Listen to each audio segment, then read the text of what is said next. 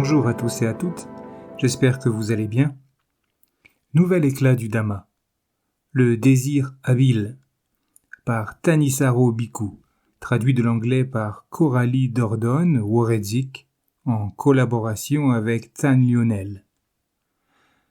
Thanissaro Bhikkhu est un moine bouddhiste Theravada de l'ordre Dhammayut. Il est actuellement l'abbé du monastère de la forêt de Metta Forest Monastery, dans le comté de San Diego, aux États-Unis. Le désir habile.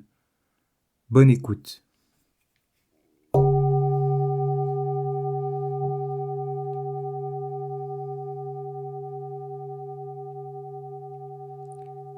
Le Bouddha dit un jour, « Tous les phénomènes sont enracinés dans le désir. Tout ce que nous pensons, disons ou faisons, chacune de nos expériences découle d'un désir. Nous-mêmes sommes le fruit du désir. Nous sommes nés dans cette vie à cause de notre désir d'exister. Consciemment ou non, nos désirs redéfinissent constamment notre perception de nous-mêmes. C'est notre désir qui nous détermine à prendre notre place dans la matrice causale de l'espace et du temps. La seule chose qui ne soit pas enracinée dans le désir est le nirvana, car il est la fin de tous les phénomènes et existe au-delà même du mot « tout », tel que le Bouddha l'utilise. Mais la voie qui mène au nirvana, elle, est ancrée dans les désirs, des désirs judicieux. La voie de la libération pousse donc les limites de nos désirs judicieux pour voir jusqu'où ils peuvent aller. Cette idée de désir judicieux peut sembler étrange. Pourtant, un esprit avisé cherche intuitivement à satisfaire les désirs qu'il perçoit comme habiles et abandonne ce qui ne lui semble pas l'être. Le désir essentiel que nous ayons tous en commun est d'être heureux, et tous les autres désirs relèvent de stratégies pour atteindre ce bonheur. Vous avez envie d'un iPod, d'un partenaire sexuel ou d'un sentiment de paix intérieure parce que vous pensez que cela vous rendra heureux. Puisque ces désirs secondaires sont des stratégies, ils suivent le même plan. Ils naissent d'un sentiment confus, de manque et de limitation. Ils utilisent vos pouvoirs de perception pour identifier la cause de cette limitation. Et ils utilisent votre pouvoir créatif et imaginatif pour concevoir une solution. Malgré leurs mécanismes communs, les désirs ne sont pas monolithiques. Chacun offre une perception différente de ce qui nous manque dans la vie, et ensemble, ils offrent une vision de ce que la solution devrait être. Une envie de sandwich vient d'une sensation de faim et propose de la combler avec un jambon-beurre. Une envie d'escalader une montagne s'intéresse à d'autres types de faim, d'accomplissement, d'exaltation, de maîtrise de soi, et recourt à une idée de satisfaction différente. Quel que soit le désir, si la solution mène vraiment au bonheur, ce désir est judicieux. Sinon, il ne l'est pas. Toutefois, ce qui semble être un désir judicieux peut ne mener qu'à un bonheur illusoire ou transitoire, qui ne mérite pas les efforts occasionnés. Ainsi, la sagesse débute comme un méta-désir, apprendre à reconnaître les désirs judicieux et les désirs mal avisés pour ce qu'ils sont vraiment. Les désirs mal avisés peuvent créer de la souffrance de différentes manières. Parfois, ils visent l'impossible, de ne pas vieillir ou mourir. Parfois, ils se concentrent sur des buts atteignables, uniquement par des moyens dégradants. Mentir ou tricher pour progresser professionnellement. Ou alors, une fois votre but atteint, il ne vous rend pas tellement heureux. Même le sommet de l'Everest peut être une déception. Et s'il ne l'est pas, vous ne pouvez pas y rester éternellement pour autant. Quand vous partez, il ne vous restera plus que des souvenirs qui, bien souvent, se déforment et s'effacent. Si vous avez fait des choses peu honorables ou préjudiciables pour parvenir au sommet, leur souvenir peut venir vous hanter et gâcher le plaisir de votre accomplissement. Les désirs nous poussent souvent dans des directions opposées. Votre désir sexuel, par exemple, peut aller à l'encontre de votre désir de paix. En fait, ces batailles intérieures entre désirs contraires nous montrent combien le désir peut être douloureux, et elles entraînent aussi chaque désir à une façon de s'exprimer, une façon de nous persuader, de se défendre ou de nous harceler pour gagner du pouvoir sur nous. Un désir judicieux ne sait pas forcément mieux défendre ses intérêts qu'un désir mal avisé ne saurait le faire, car ces derniers peuvent être les plus autoritaires, les plus impétueux, les plus sournois, qui soient pour obtenir ce qu'ils veulent.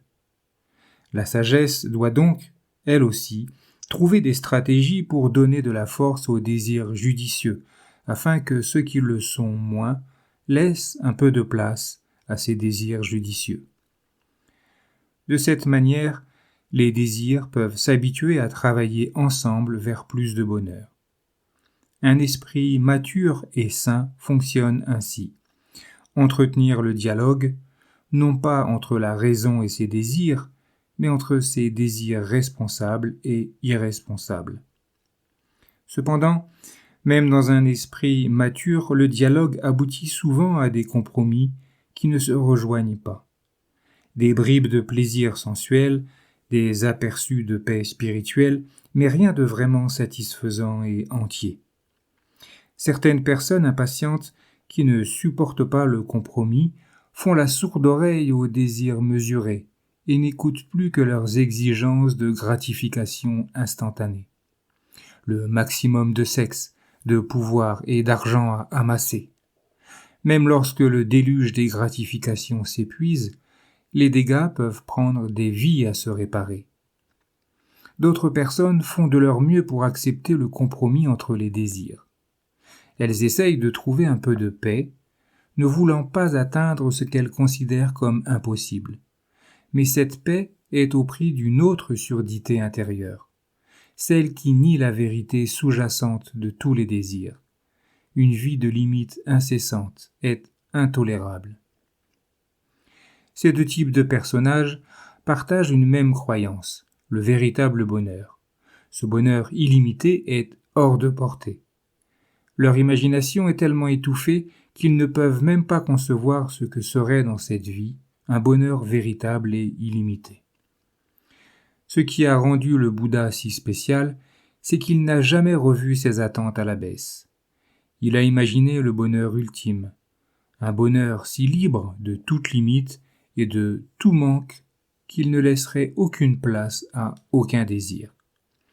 Puis il a chéri ce désir de bonheur et en a fait sa priorité, engageant tous ses autres désirs au dialogue avec ce désir premier. Le Bouddha a imaginé des stratégies jusqu'à en trouver une qui permette d'atteindre cet objectif absolu. Cette stratégie est devenue son enseignement le plus fondamental, les 4 nobles vérités. La plupart des gens ne se rendent pas compte, en s'intéressant aux 4 nobles vérités, qu'elles concernent tout le désir. On leur a dit que le Bouddha n'attribuait qu'une seule fonction au désir, celle de causer la souffrance. Puisqu'il recommande d'abandonner la cause de la souffrance, on dirait qu'il nie tout rôle positif au désir et à tous ses compagnons bénéfiques, la créativité, l'imagination, l'espoir. Cette perception passe à côté de 2 points importants. Le premier est que les 4 vérités parlent de la dynamique intrinsèque du désir, perception d'un manque et d'une limitation, élaboration d'une solution et d'une stratégie pour réaliser cette solution. La première vérité nous montre les manques et limitations essentielles présents dans nos vies, cet agrippement qui constitue la souffrance. Tandis que la seconde vérité indique les types de désirs qui suscitent cet agrippement, les désirs sensuels, les désirs d'endosser certaines identités et d'en détruire d'autres. La troisième élargit pour nous le champ des possibles pour inclure la possibilité que cet agrippement soit totalement surmonté. La quatrième vérité, le chemin menant à la cessation de la souffrance, nous donne des stratégies pour mettre fin à l'agrippement en abandonnant sa cause. On oublie souvent un second point que les nobles vérités reconnaissent deux fonctions au désir, selon qu'ils sont judicieux ou non. Les désirs mal avisés sont la cause de la souffrance. Les désirs judicieux participent à la voie de la cessation de la souffrance. Les désirs judicieux coupent l'herbe sous le pied aux désirs mal avisés, non pas en les réprimant, mais en procurant un contentement et un bien-être de plus en plus satisfaisants, de telle sorte que les désirs impudents n'ont plus leur place. Cette stratégie du désir judicieux est clairement décrite dans le discours du Bouddha sur l'effort juste. Qu'est-ce que l'effort juste ? C'est le cas où un moine, ici n'importe quel méditant, génère le désir, fait un effort, intensifie sa persistance, maintient et exerce son intention pour éviter l'apparition d'états mentaux négatifs, malsains, qui n'ont pas encore surgi, pour abandonner les états mentaux négatifs et malsains qui sont déjà présents, pour faire émerger des états mentaux positifs qui ne sont pas encore nés, pour le maintien, la non-confusion, l'accroissement, la plénitude et le développement, jusqu'à leur culmination des états bénéfiques déjà apparus. Voilà ce qu'on appelle l'effort juste. Comme nous le montre cet enseignement, les éléments cruciaux pour remplacer des états mentaux inappropriés par des états mentaux habiles sont le désir, la persévérance et l'intention. Le désir donne l'impulsion initiale et la concentration nécessaire pour un effort juste, alors que la persévérance nous fournit la force de le maintenir. L'intention est le facteur le plus complexe des trois. Le mot pali citta veut aussi dire esprit, et dans ce contexte, il signifie focaliser tout votre esprit sur la tâche à accomplir. Toute la force de votre sensibilité, de votre intelligence, de votre discernement et de votre ingéniosité. Vous ne voulez pas que votre esprit soit divisé sur cette question. Vous voulez que toutes vos forces travaillent de concert dans le même sens. Ces trois qualités, désir, persévérance et intention, sous-tendent toutes les tentatives que vous mettez en œuvre pour maîtriser une compétence. Il est donc utile, en entrant sur la voie, de réfléchir à la façon dont vous avez utilisé ces qualités dans le passé pour maîtriser des savoir-faire. Le Bouddha a établi ce point dans les nombreuses comparaisons qu'il a faites entre un disciple sur la voie et un maître artisan, musicien, charpentier, chirurgien, acrobate, cuisinier. Comme pour toute compétence, il faut parcourir de nombreuses étapes, mais 4 se distinguent. Petit 1, la première consiste à utiliser votre ingéniosité pour combattre le cœur des voix intérieures qui tentent de vous dissuader de faire l'effort de devenir compétent en premier lieu. Ces voix sont comme des avocats sournois qui représentent des intérêts fortement ancrés. Tous vos désirs y réfléchissent sur la défensive. Vous devez être rapide et alerte pour contrer leurs arguments, car ils peuvent venir de tous les côtés, semblant honnêtes et sages, même s'ils ne le sont pas. Voici quelques-uns des arguments que ces voix peuvent utiliser, ainsi que quelques réponses efficaces. Essayez de manipuler ces désirs de cette manière est contre nature. En fait, vous manipulez déjà vos désirs tout le temps, quand vous choisissez un désir plutôt qu'un autre. Alors, autant apprendre à le faire judicieusement. Et plein de gens ne sont que trop heureux de manipuler vos désirs pour vous. Pensez à toutes les publicités que vous avez vues, entendues ou lues. Alors, il vaut mieux mettre la manipulation entre des mains dignes de confiance, les vôtres. Essayer de changer ses désirs est une attaque contre soi-même. Cet argument ne fonctionne que si vous donnez à votre moi, qui n'est en fait qu'une accumulation de désirs, plus de solidité qu'il ne le mérite. Vous pouvez renverser cet argument en notant que, puisque votre moi est un ensemble de stratégies pour le bonheur en perpétuel changement, vous pouvez tout aussi bien essayer de le faire évoluer dans une direction plus susceptible d'atteindre le véritable bonheur. Penser au désir, habile et malhabile, est dualiste et porteur de jugement. Vous ne souhaitez pas que des mécaniciens non dualistes interviennent sur votre voiture ou que des chirurgiens non dualistes opèrent votre cerveau. Vous voulez des gens qui peuvent trancher entre ce qui est judicieux et ce qui ne l'est pas. Si vous tenez vraiment à votre bonheur, vous demanderez le même discernement à celui qui en est le plus responsable, vous-même. C'est trop axé sur les objectifs. Accepte simplement les choses telles qu'elles sont dans le présent. Chaque désir vous dit que les choses dans le présent sont limitées et déficientes. Soit vous acceptez le désir, soit vous acceptez le manque. Accepter les deux à la fois, c'est nier que l'un ou l'autre puisse avoir une réelle vérité. Essayez de vivre paisiblement dans la tension entre les deux, dans un chemin sans désir, pour se débarrasser de l'un ou l'autre. C'est ce que le Bouddha a appelé l'équanimité, l'imité, et ce qu'un maître de la tradition de la forêt thaïlandais a appelé une équanimité de vache. Il est vain de tenter de résister à un pouvoir divin et mystérieux. Le désir ne semble écrasant et mystérieux que parce que nous ne connaissons pas notre propre esprit. Et où serions-nous si nous continuions à flanquer le terme divin ou cosmique sur tout ce que nous ne comprenons pas? Se battre avec des désirs mal avisés, c'est trop de travail. Considérez l'alternative. Errer sans fin d'un jeu de limites à un autre, chercher continuellement le bonheur et le voir pourtant vous échapper systématiquement. Adopter de manière répétée un désir et passer à un autre l'instant suivant. Un effort juste vous permet au moins de vous positionner de manière stable. Il ne s'agit pas d'ajouter un désir plus exigeant au chaos, mais de proposer un moyen d'y mettre de l'ordre. Et la voie du Bouddha est porteuse de l'espoir de trouver un bonheur illimité. Point culminant d'un bonheur qui s'intensifie tout au long de la voie. En bref, cette alternative est finalement la plus agréable et celle qui implique le moins de travail. Petit 2.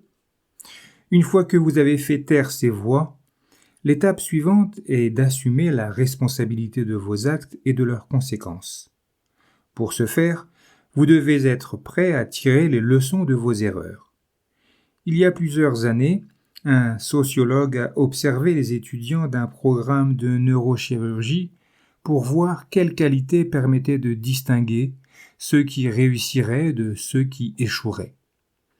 Il a finalement constaté que 2 questions posées lors de ces entretiens mettaient en évidence une différence cruciale. Il demandait aux étudiants : « Vous arrive-t-il de faire des erreurs ? Si oui, quelle est la pire erreur que vous ayez jamais commise ? » Ceux qui échouaient au programme répondaient inévitablement qu'ils faisaient rarement des erreurs ou bien ils les attribuaient à des facteurs extérieurs.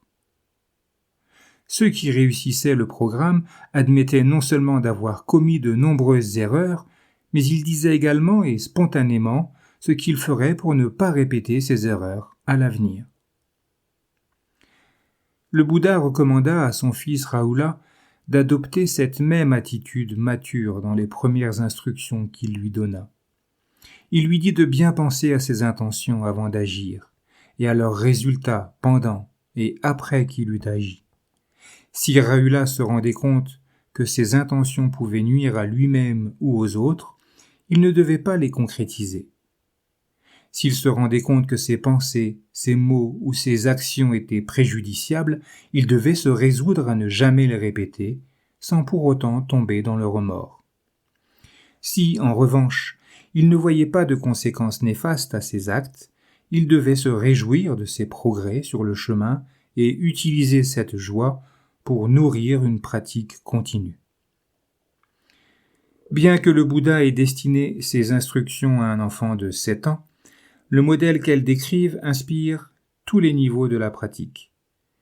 Toute la voie de l'éveil consiste à s'en tenir au désir le plus avisé. Nous progressons sur le chemin à mesure que notre intelligence de ce qui est judicieux s'affine. Si vous cédez à un désir mal avisé, assumez la responsabilité des conséquences et utilisez-les pour éduquer votre désir et lui montrer où il a mal tourné. Bien que les désirs puissent être remarquablement têtus, ils partagent le même but, le bonheur, et cela peut constituer un terrain d'entente pour établir un dialogue constructif. Si un désir ne contribue pas vraiment au bonheur, il est en contradiction avec sa raison d'être. La meilleure façon de reconnaître s'il y a cette contradiction est de suivre la progression du désir jusqu'aux actions qui en sont le fruit, jusqu'à leurs conséquences. Si ce désir fait souffrir les autres, remarquez comment leur même désir de bonheur les conduit à miner le vôtre.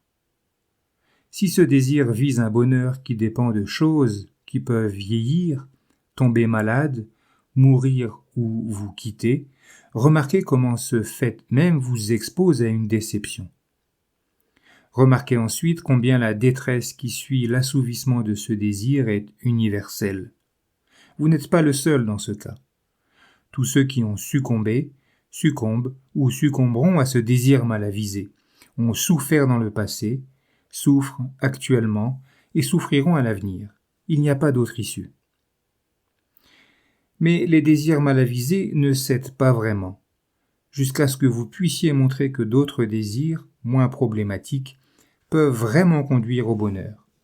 C'est pourquoi le Bouddha a insisté sur la nécessité d'apprendre à apprécier les fruits d'une vie vertueuse et généreuse.